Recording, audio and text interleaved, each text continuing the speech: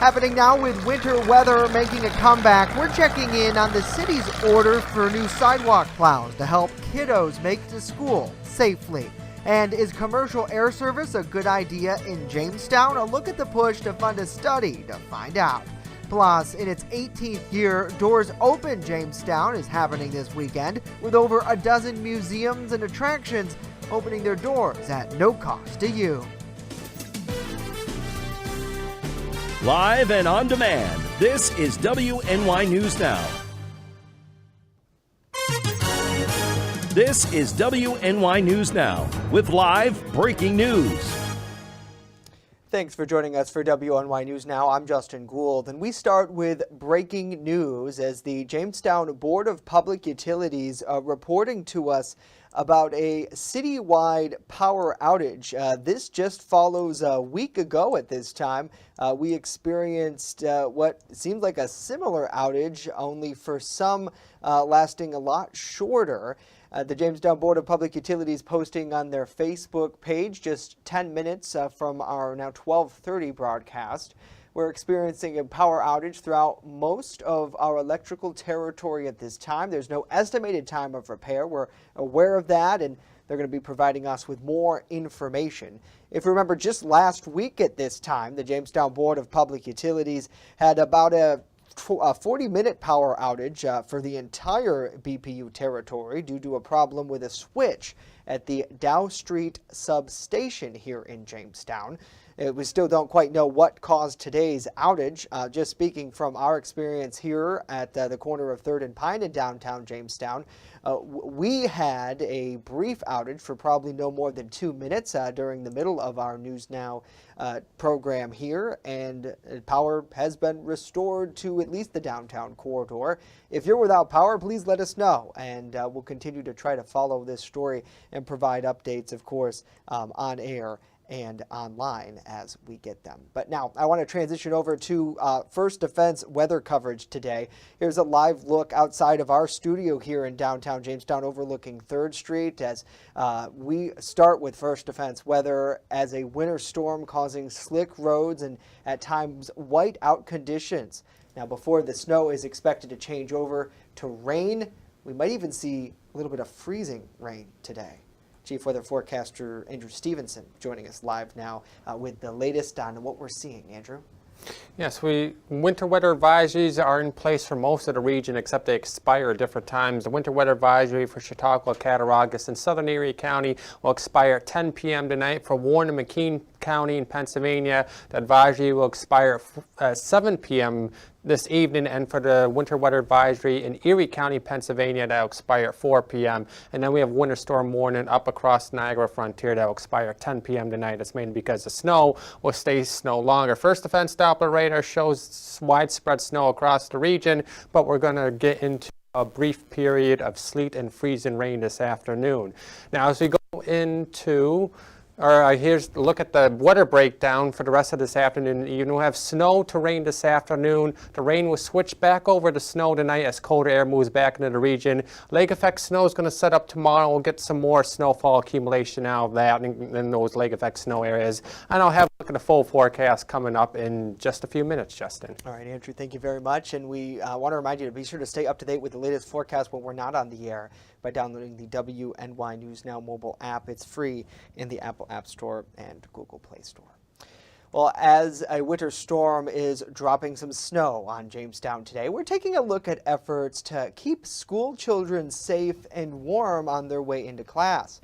Our Bronson Rasmussen joins us live from the newsroom with continuing coverage here, Bronson, on efforts to keep the streets clear. But in this case, it seems like all attention is on the sidewalks. That's right, Justin. With snowfall totals already accumulating out there, city plows have been hard at work trying to keep roads clear and safe. This includes the purchase of new equipment, specifically two new school zone sidewalk plows. If we do get much more accumulation, the plows are all ready to go and mounted up, and we've had a light winter so far, but you never know what's going to happen the second half of the winter, and we are prepared. Among top concerns is student safety during the winter weather season. For our students who are walking to school, we ask for them to use safety on their way to school, staying on the sidewalks, making sure they're walking on the sidewalks, using caution at all the intersections, corners, crossing at the crosswalks and the lights as they're supposed to. The city's Department of Public Works has operators ready to hit the streets in the new school zone sidewalk plows. However, ordering has hit a snag. One of the things that we don't want is the children, the school children and adults walking in the road. Last year they were seen walking in the road, and years before that, and we had an antiquated sidewalk fleet that needed to be replaced.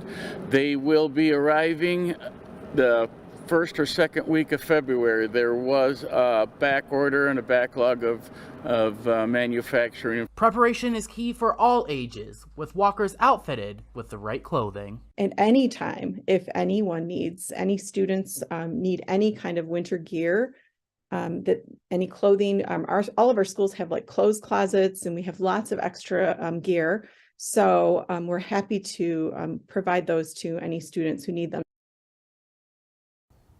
Both members of the city council and school district leaders agree drivers and walkers alike need to be aware of each other when heavy snow is falling. Also, homeowners and renters are responsible for clearing their sidewalks within city limits, which is key to helping those kiddos get to school safety. Live in the newsroom, Bronson Rasmussen, WNY News Now. All right, Bronson, thank you very much. This just into our newsroom a little while ago. Investigators say they recovered fentanyl and methamphetamine during a drug raid this morning here in Jamestown. Just after 6 in the morning, the Jamestown Police Department SWAT team, they raided the lower apartment at 616 East 7th Street. Now, while that residence was vacant at the time, detectives conducted a search and they found a quantity of fentanyl, methamphetamine, some cutting agents, packaging materials, scales, and drug ledgers. Police say their investigation continues and charges are expected in the future. Well, the Chautauqua County is attempting to decide whether commercial air service is the best thing for Jamestown, and $25,000 has been approved to conduct a study to find out. The Chautauqua County Industrial Development Agency Board approved funds to conduct an airport market analysis study, and they will be using that money going forward to determine if it's feasible to have a commercial air service returned to the city. Now, they say that a resolution will be brought forward in front of Chautauqua County's legislature to determine if they can achieve the remainder of the funds for that study. And coming soon for Fredonia residents, a reduction in the speed limit along Route 20 in the village of Fredonia. Mayor Doug Essex has learned from the New York State Department of Transportation that a speed reduction study was conducted, and officials concluded that a speed limit should be lowered. I wanted to inform you that my staff has completed our speed reduction study along Route 20 through the village of Fredonia.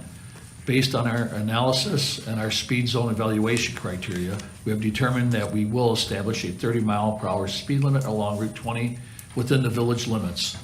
Consequently, the school speed limit will also be reduced to 20 miles an hour. Now, last fall, the trustees had a public hearing on the proposed law that would have considered in lowering the speed limit themselves, but New York State needed to conduct their own study since it is a state roadway, and they've since concluded that they will be lowering the speed limit. Well, a memorial preparations for a memorial are underway for a Jamestown teenager who was killed in a horrific crash back in 2021. And this weekend, a local Jamestown woman hosting a fundraiser to help further those efforts. And spearheaded by community member Missy Paternity, fundraising so far has raised thousands of dollars to erect a permanent memorial for the late teen Alexis Hugan. Currently, Paternity is planning on purchasing a bench and a picnic table that will be placed at Dow Park here in Jamestown at the corner of 6th and Washington Streets, just a few feet away from the crash scene. To help raise more money, Paternity is going to hold a lunch and drinks for $5. She also has some other ways here, fun ones, to raise money. Have tons of baskets. We're going to have food.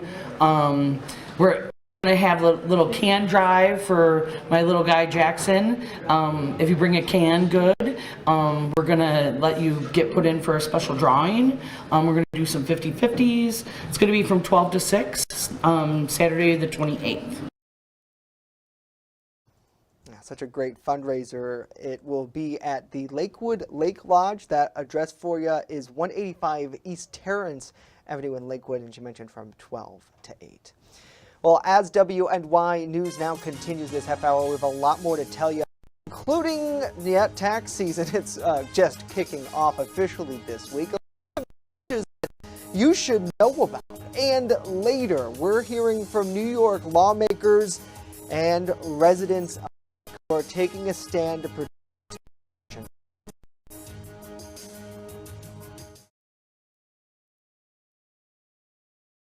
So you think you can cook? We're looking for chefs ready to test their skills, competing in a charity competition that features a platter of unusual ingredients, including popular local cuisine. Judged by a panel of local celebs, chefs are tested in 3 rounds before a winner is crowned. So you think you can cook? Register online at stsusancenter.org. Produced by Channel 716. All proceeds raised benefit the St. Susan Center in Jamestown, New York.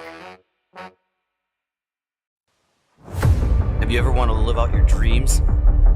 Hunt, fish, in all corners of the earth? Well, now's your chance. Follow Primitive Patriot Outdoors as we live out our dreams and show you how to live out yours through outdoor adventures. From Western New York to Africa to all corners of the earth, follow us on this adventure. It's an experience you've never seen before. Lead and Lures, Roku TV, Channel 716.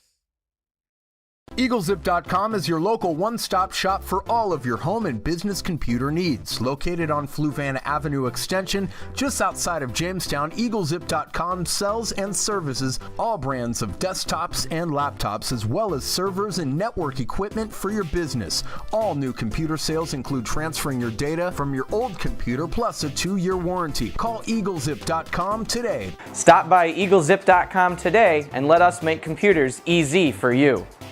You're watching WNY News Now, where coverage comes first. The 2023 tax season officially kicked off this week, and those tax returns for 2022, they're starting to be processed. There have been a few changes which could result in less money for you this year. Erie News Now's Marissa Thomas explains.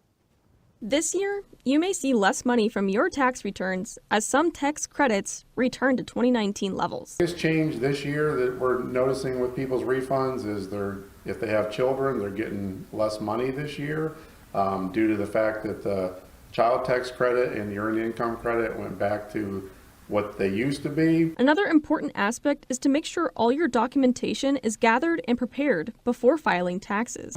We do tend to see people coming in early saying they have everything, and then a few weeks later they call and say, oh, I forgot about this form, or so just make sure you have all your forms before you file your taxes.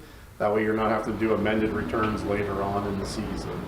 With the growing popularity of digital assets like NFTs and cryptocurrency, it's essential to understand the impact on your taxes. I think the IRS is looking at that as an area that is going to get heightened attention because it's becoming more and more prevalent. It's very important to make sure that you understand the tax rules surrounding those and that you're reporting things appropriately. Also to look out for this season are scammers and fraudulent activity. Individuals either by telephone or email and are impersonating the IRS or some other government body trying to get taxpayers to disclose sensitive information. That activity always picks up quite a bit. Marissa Thomas, Erie News Now. Former President Trump dropped a second lawsuit Tuesday challenging the New York Attorney General's investigation into the Trump Organization. The move comes days after withdrawing a case attempting to block access to his personal trust. In a one-page filing, lawyers for Trump and Attorney General Letitia James said they reached an agreement to dismiss the appeal with prejudice, meaning that it could not be reviewed in the future. Trump appealed a federal judge's ruling last May that allowed James's investigation into the Trump Organization to proceed. And the judge dismissed his argument, saying that James, a Democrat, was driven by political animus and was in the wrong with the investigation. Now, in a separate investigation, Trump's 3 eldest children and the Trump Organization are alleged to have been involved in a decades-long fraud that misled lenders, insurers, and tax authorities to enrich themselves. Well, Tuesday, on Planned Parenthood Day of Action, New York lawmakers voted on a bill of amendment that would codify abortion in New York State's Constitution. Our Capitol correspondent Elise Klein is breaking down the legislation. During a week that would have marked the 50th anniversary of Roe v. Wade, the New York State Legislature took another step to protect abortion access in New York State, voting for a second time to codify abortion in the state constitution. Governor Kathy Hochul says this legislative action is an important step to protect New Yorkers' rights. We will enshrine these rights not just in law, but in the Constitution of the state of New York with DRA, and we're going to do it again. We're not going to finish until we get that over the finish line. We're not going to stop. We're not going to stop. The Equal Rights Amendment was first passed in July of 2022 during a special session. To make a codification to the state constitution, it has to be passed twice in the legislature and then go to the public for a vote. Lawmakers say it will be on the ballot for the 2024 election. Today, advocates traveled from all over the state to rally for this amendment, including some teenagers who filed permission slips to miss school and rally in the New York State Capitol. 17-year-old Lauren Mazzarelli and Morgan O'Malley each traveled over 2 hours from their homes and missed school because to them, this issue is worth fighting for. And it's just a great opportunity to meet with legislators and try to make change that's important to me before I can even vote. I think having it be officially codified would be really important because we know that then that right is protected in the state. Mazzarelli and O'Malley say they are excited to vote for the first time on an issue that is important to them. In Albany, Elise Klein, WNY News Now. Elise, thank you. Meanwhile, today in Harrisburg, Pennsylvania, Josh Shapiro signed a second executive order as governor. Shapiro, who was sworn in 1 week ago, signed the order to reduce regulatory barriers and spark job growth. The order establishes the Office of Transformation and Opportunity, which he says will serve as a one-stop shop for businesses to help streamline and cut through red tape. He says it's the first step of many to make Pennsylvania more appealing to businesses. We are planting a flag here in the Commonwealth of Pennsylvania today and saying we are open for business and we are ready to compete. The order also creates the Economic Development Strategy Group. That group will advise the governor on business development efforts and focus on economic growth in underserved communities. Well, coming up next, the FBI, they're launching a review after classified documents found this time at former Vice President Mike Pence's home. And later, local museums and attractions, they're opening their doors for free this weekend. We'll let you know what the 17 businesses are that are taking part in this popular long-time tradition.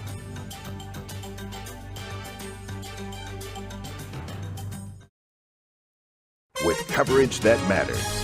This is WNY News Now. I don't think that many kids in my son's school even do it. He makes fun of his friend who vapes. He would never try it. She's into soccer. She's on the honor roll. She's just not the type.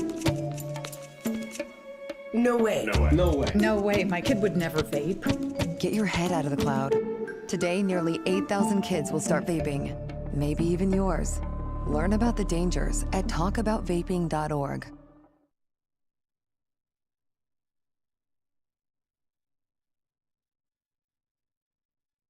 So you think you can cook? We're looking for chefs ready to test their skills, competing in a charity cooking show competition that features a platter of unusual ingredients, including popular local cuisine. Judged by a panel of local celebs, chefs are tested in 3 rounds before a winner is crowned. So you think you can cook? Register online at stsusancenter.org. Produced by Channel 716. All proceeds raised benefit the St. Susan Center in Jamestown, New York.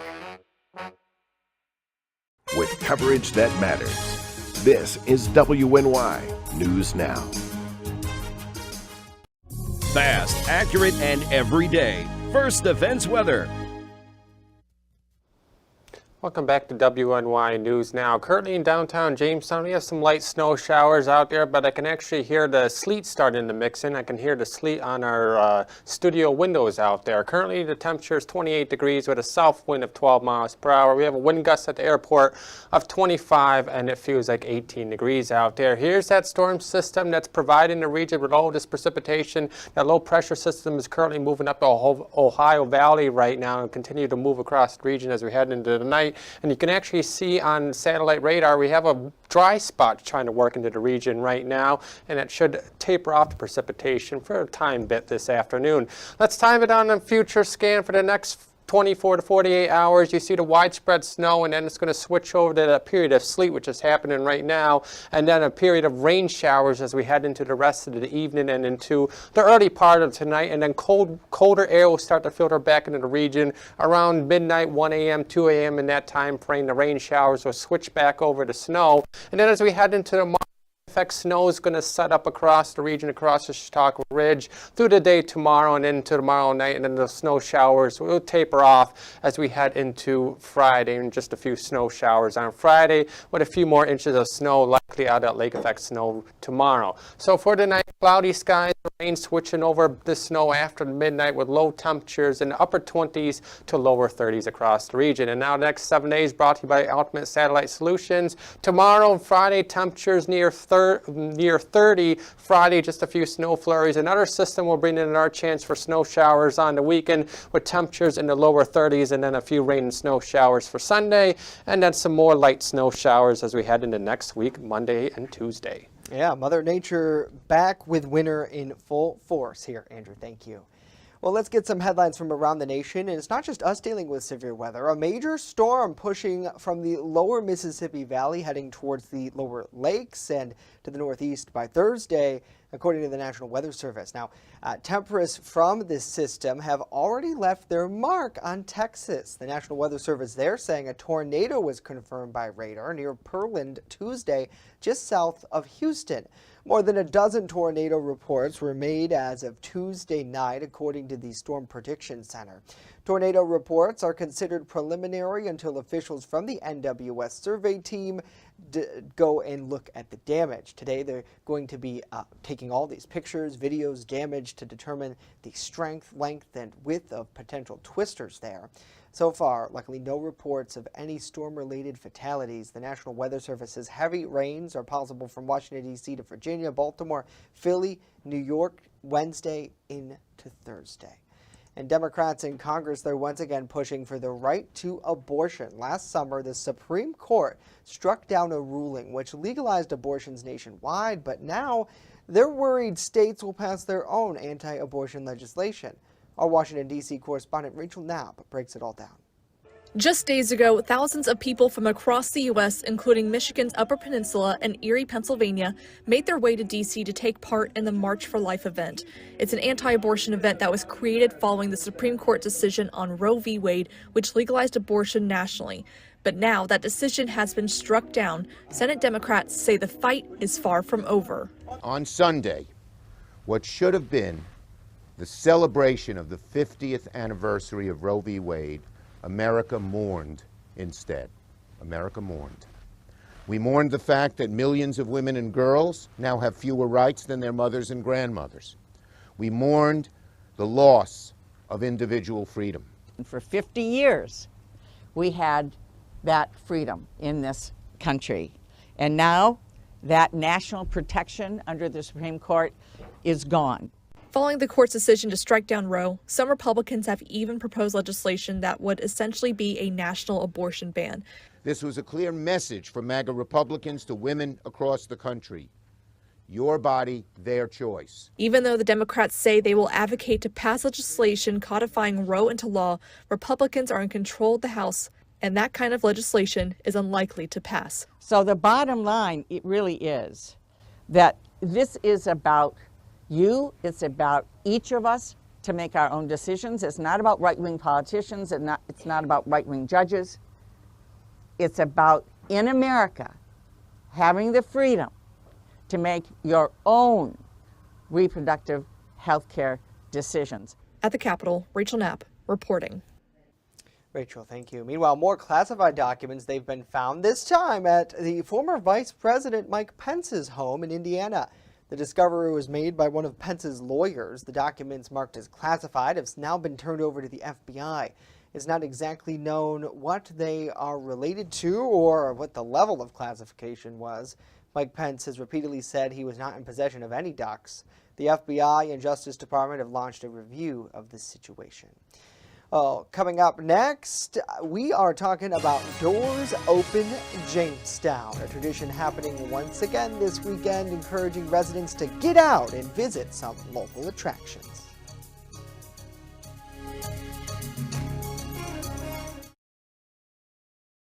You're watching WNY News Now, where coverage comes first.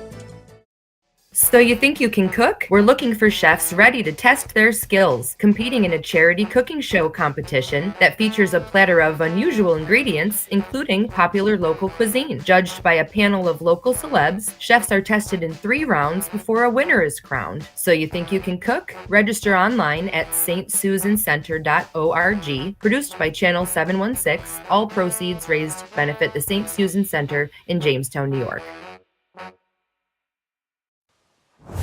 Have you ever wanted to live out your dreams? Hunt, fish, in all corners of the earth? Well, now's your chance. Follow Primitive Patriot Outdoors as we live out our dreams and show you how to live out yours through outdoor adventures. From Western New York to Africa to all corners of the earth, follow us on this adventure. It's an experience you've never seen before. Lead and Lures, Roku TV, Channel 716. WNY News Now is covering stories that matter to you. The issue for the agriculture community and some GOP lawmakers is the new financial burden. The DA telling me he's received 30,000 files alone from New York State Police in the form of things like PDF files, Excel sheets, and video evidence. Once those 4 graduate from the academy, it will leave the city of Jamestown with 60 firefighters. WNY News Now, where coverage comes first.